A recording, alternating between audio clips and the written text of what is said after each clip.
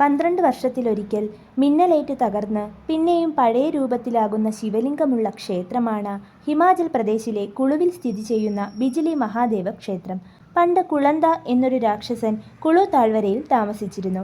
അവൻ ഭീമാകാരനായ ഒരു സർപ്പത്തിൻ്റെ രൂപത്തിൽ ബിയാസ് നദിയുടെ കുറുകെ ഒഴുക്ക് തടഞ്ഞുകൊണ്ട് കിടക്കുകയും ഇതുവഴി സമീപമുള്ള മാതൻ എന്ന ഗ്രാമത്തിൽ വെള്ളപ്പൊക്കമുണ്ടാക്കുകയും ചെയ്തു. ഗ്രാമവാസികൾ ശിവഭഗവാനെ പ്രാർത്ഥിക്കുകയും ഭഗവാൻ അസുരനുമായി യുദ്ധത്തിന് പുറപ്പെടുകയും ചെയ്തു. കഠിനമായ യുദ്ധത്തിൽ ഭഗവാൻ അസുരനെ വധിക്കുകയും കുളന്തയുടെ ശരീരം ഒരു വലിയ മഞ്ഞുപർവ്വതമായി തീരുകയും ചെയ്തു. ഇതിനു ശേഷമാണ് അവിടം കുളു താഴ്വര എന്നറിയപ്പെടാൻ തുടങ്ങിയത്. അസുരന്റെ പുനർജന്മം തടയുന്നതിനും പ്രദേശവാസികളുടെ സംരക്ഷണത്തിനുമായി പർവ്വതത്തിനു മുകളിൽ ഒരു ശിവലിംഗം പ്രതിഷ്ഠിച്ചു. ഓരോ 12 വർഷത്തിലൊരിക്കൽ ഈ ശിവലിംഗത്തിൽ മിന്നൽ പതിപ്പിക്കാൻ മഹാദേവൻ ഇന്ദ്രദേവന് നിർദ്ദേശം നൽകി. ഇപ്രകാരം മിന്നലേൽക്കുമ്പോൾ ശിവലിംഗം കഷണങ്ങളായി ഉടയുന്നു.